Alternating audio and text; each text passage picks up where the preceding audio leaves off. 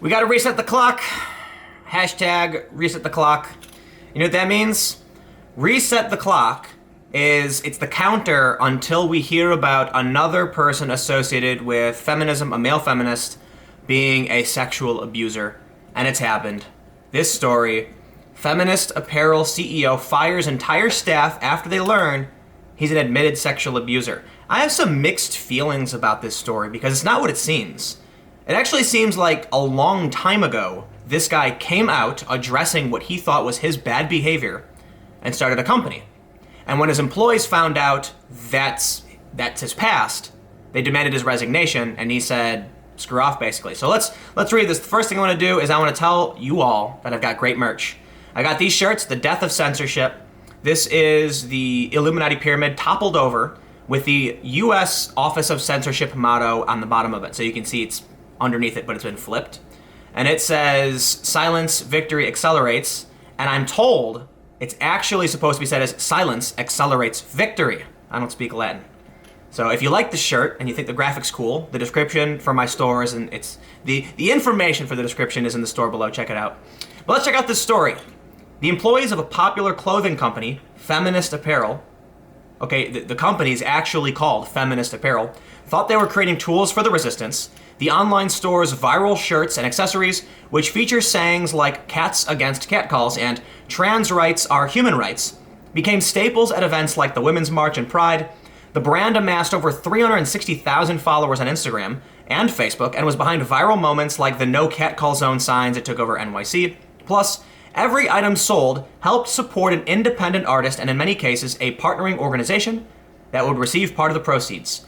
Let's stop right here. I hope all of you, by the time you're watching this, have seen my main channel video today about how news sites are kind of pushing angry feminism.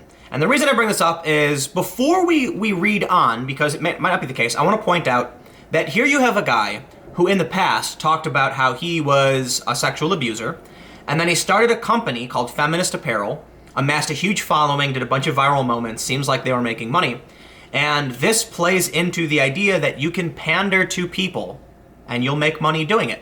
It's not just news organizations. There are a lot of people in video games, for instance, who accuse games of being sexist and things like that. There's people who work in activism. There are a lot of people who are influencers, who are writers, who are on social media, probably just want to ride a trend and generate traffic, followers, make money.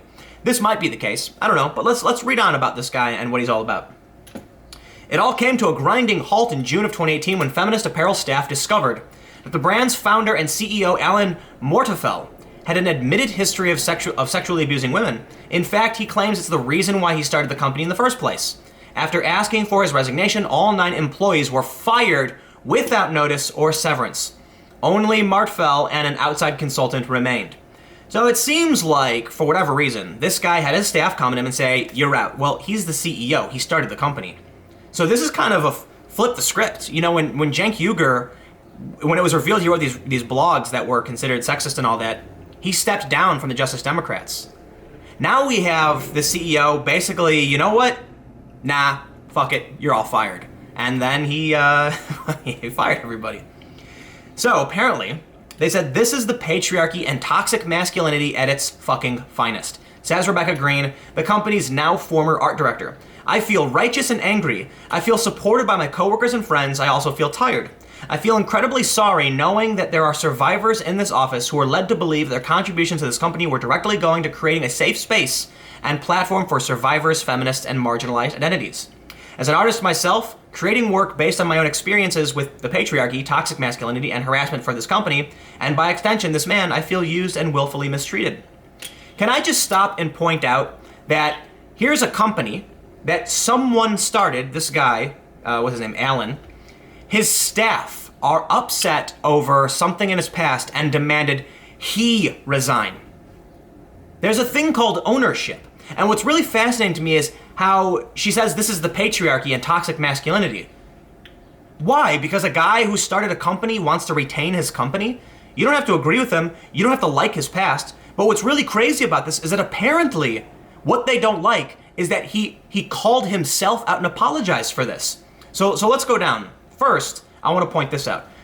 On June 21st, Feminist Apparel was tagged in a Facebook post accusing Martefell of rape. The employees investigated and found a Facebook post that he wrote in 2013 that describes his own sexual abuse of women. Now, I will say, there seems to be a fresh rape accusation against this man. And with his admitted past, it seems like he might not be a good dude. Don't give him any sympathy. But at the same time, these people who are acting like he's going to leave his own company because of an accusation, you're crazy. This is America, not going to happen. So, they talk about, they found a post where he talks about how he came to learn about rape culture and that he was starting this company called Feminist Apparel as his humble attempt to solve it. Personally, in my opinion, it sounds like the guy saw a marketing opportunity because there are a lot of fervent activists he could sell to. I don't know if that's true. Don't sue me, Alan. That's just my opinion. All right. We've all either faced this firsthand, seen it, heard a firsthand account of it, or are guilty of it ourselves. Martefell wrote in the post. I'm someone who's guilty of it. I've grinded up on women on buses and at concerts without their consent. I've made out with the drunk chick at a party because it was easier. I've put a woman's hand. I'm just gonna stop quoting this guy because this guy's kind of, I don't.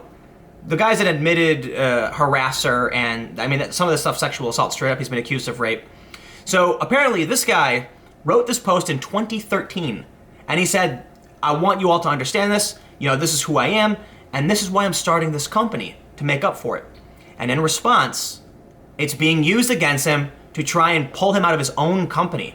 Why would, I don't know how often it happens, but I do hear these stories of people like stepping down from their own companies because of these accusations. Like I mentioned, Cenk Uygur quitting the Justice Democrats because they were like, it's us or you. In this instance, he was like, nah, it's you, it's my company. So, you look, if someone accused him of committing a crime, I think police should look into that. There's like a fresh rape accusation against this guy. They say this was a far cry from the origin story that the team had been told. In interviews, he said he came up with the idea for Feminist Apparel in college while brainstorming for a documentary he was making about sexual assault. A glowing 2014 piece in Forbes rehashes this discovery. I learned what feminism is and preaches, and I thought it was incredible. I began working on a documentary about sexual assault on college campuses at my alma mater. And while I was brainstorming ways to raise funds to better carry out the project, I came up with the idea for Feminist Apparel. This was a place that claimed to be ethical and feminist, says Riker Fry, the company's now former office and HR manager. It was so hard to hear that Alan had done those things and hid them from us, because that meant that we had been working for an abuser who was taking money from abuse victims. The day after the June 21st post, members of the Feminist Apparel team confronted Martefell. So I guess what I should say is, this guy's admitted to past wrongdoing. And for that behavior, I think he does deserve a fuck you. But in his post, he says he's doing it to kind of come clean and make up for it. In which case I'm like, all right, good on you, dude. Accept responsibility for being a douchebag, and you have my respect. It doesn't absolve you of the things you've done in the past, but now he's got someone else, another fresh accusation. I think, outside of that, if you want to accuse someone of a crime, you got to go to the police. I understand it's complicated, but you go to the police should investigate. I think when it comes to the idea of believe women, I respect that concept insofar as it means if a woman makes the claim, investigate it, and then find evidence, but someone will always be innocent until proven guilty. So, look, it's this guy's company. He can do what he wants. According to employees, Martefell immediately admitted to the allegations. He said he'd stepped down because he was now a liability to the company and left the office soon after. The employees went back to work, but things soon took a turn for the worse. While placing a routine order for blank shirts that same day after Martefell's departure, a production team member found that the company card was declined. Some employees told Refinery 29 that they had decided to close the site to new orders until everything was sorted. 4 days after Martefell resigned, he messaged the entire team on Slack to tell employees not to come to work for the week, and that he'd fulfill the outstanding orders through a third party and update everyone on Friday. On Saturday, employees noticed their company email accounts had been closed, but the Feminist Apparel website was live and receiving orders. The employees reached out to Martefell several times, but all their messages went ignored. Shortly before 6 a.m. Sunday morning, they were all fired via individual emails to their personal accounts. So I guess here's what he wrote. Due to transitions the company is currently undertaking, I regret to inform you that effective Sunday, July 1st, 2018, you are no longer employed by Feminist Apparel LLC. Your last paycheck is being processed this week and will be deposited into your bank account on Friday. I wish you all the best in your future endeavors. Regards, Alan J. Martefell. Wow. So Is this the story of a guy who turned feminist, or is it the story of a guy who realized he could make money off feminists? Basically, the story continues. It is what it is. I mean, I don't know why Refinery 29 had to add as much to the story as they really did, but I guess where we are so far, we're set the clock. We got another one. So at the end they say, this had very real implications for all of us, Fry said. We knew that it may mean unemployment and whatever other retaliation Alan may try to inflict on us, but he had gathered a group of people who were passionate enough about these ideals to literally make it their full-time jobs. He shot himself in the foot by surrounding himself with feminists, with real feminists and activists, because it took no time at all for us to come to the decision that the most important thing was the truth. And here's my prediction. He's going to keep making money. He's going to keep selling products. No one's going to know or care what happened behind the scenes, and this is the end of it.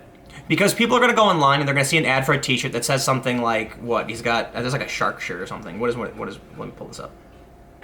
Don't tell me to smile, and it's a shark, and then misogyny kills.